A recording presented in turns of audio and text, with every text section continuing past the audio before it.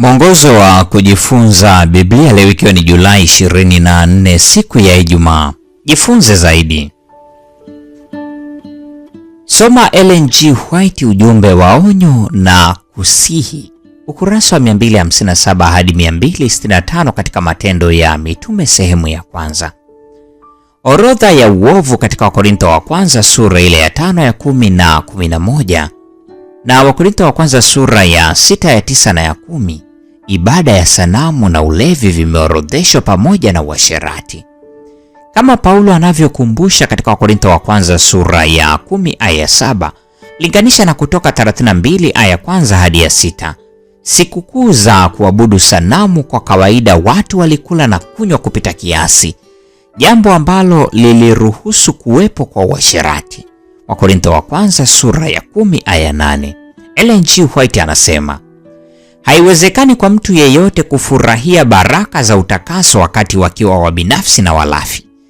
Uwezo wa asili wa kibinadamu wa kupinga tabia mbaya iliyowekwa juu yake ni wa ajabu, lakini mienendo mibaya endelevu ya kula na kunywa kupita kiasi itadhoofisha kila utendaji wa mwili.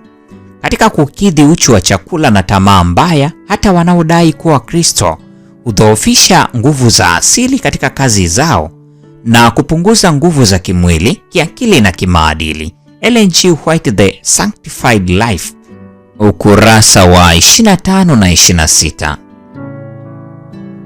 Mtu anapoacha ubinafsi kabisa, wakati kila mungu wa uongo anapotupwa nje ya nafsi, ombwe hilo linajazwa na bubujiko la Roho wa Kristo. Mtu wa namna hiyo ana imani itendayo kazi kwa upendo na kuitakasa nafsi kutokana na kila unajisi wa kimaadili na kiroho. Ellen G. White, The Home Missionary, Novemba 1889. Mungu anatafuta kutuinua ili kufikia kiwango chake cha juu na safi cha mbinguni. Kwa kusudi hili Roho wake anataabika kwa ajili yetu daima. Mielekeo yetu ya asili isiposahihishwa na Roho Mtakatifu wa Mungu, ndani yake kuna mbegu ya kifo cha maadili. Ellen G. White, Manuscript 12, mwaka 1888.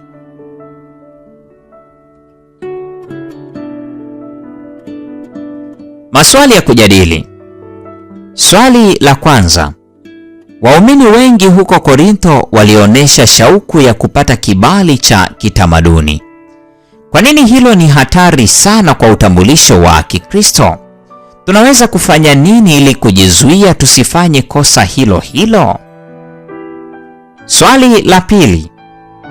Swali lisilohitaji jibu alilouliza Paulo: au hamjui ya kuwa mwili wenu ni hekalu la Roho Mtakatifu? Katika Wakorintho wa kwanza sura ya 6 aya 19. Linafunga mfululizo wa maswali 7 katika Wakorintho wa kwanza sura ile ya 5 hadi ya 6, unaoanza kwa virai au je, hamjui? Wakorintho wa kwanza sura ile ya 5 aya 6, Wakorintho wa kwanza sura ya 6 aya 2, aya 3, aya 9, aya 15, 16 na 19. Vyote vinadai jibu la kuthibitisha na lenye mkazo, kitu kama bila shaka unafanya. Maswali haya yanatusaidiaje kuelewa mambo yaliyomhangaisha Paulo kuhusu kanisa? Kwa nini sisi pia hatuna budi kushughulika na masuala haya leo? Swali la tatu na la mwisho. Ndoa inatoka kwa Mungu. Mwanzo sura ya kwanza aya 27, aya 28 na Mwanzo sura ile ya 2 aya 18 hadi 24. Na lazima iheshimiwe. Waebrania 13 aya 4. Katika wakati ambapo watu wengi wanaiona kama jambo lililopitwa na wakati, tunawezaje kuonesha ulimwengu kwamba kwa kweli ndoa ni zawadi kutoka kwa Mungu, moja kwa moja kutoka Edeni kabisa? Hii ni Julai 24 siku ya Ijumaa, tukihitimisha somo la 4 linalosema dhambi katika kanisa. Mungu atubariki sote na nikutakie tafakari njema.